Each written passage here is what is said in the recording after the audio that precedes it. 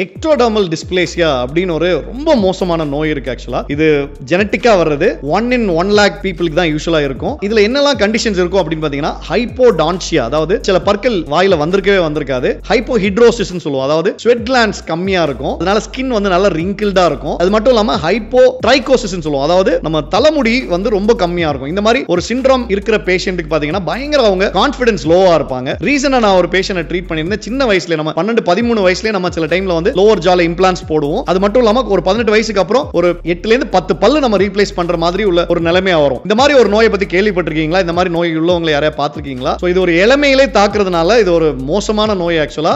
ஆனா வந்து பல்ல பத்தி கவலைப்பட வேணாம். டெஃபினட்டா ஒரு ஏஜுக்கு அப்புறம் நம்ம இம்ப்ளான்ட்ஸ் போட்டு நேச்சுரலாவே நம்ம காமிச்சு அந்த பேஷண்டோ அந்த குழந்தைக்கோ நம்ம வந்து கான்ஃபிடன்ஸ் டெஃபினட்டா திரும்ப பில்ட் பண்ணிக்கலாம். எக்டோடர்மல் டிஸ்பிளேசியா யாராவது உங்களுக்கு தெரிஞ்சவங்க இருக்காங்கன்னா அவங்களுக்கு இந்த வீடியோ ஷேர் பண்ணுங்க. ஒன்ஸ் அகைன் உங்களுடைய நண்பன் டாக்டர் பிரேம் அலெக்ஸ் லாரன்ஸ்.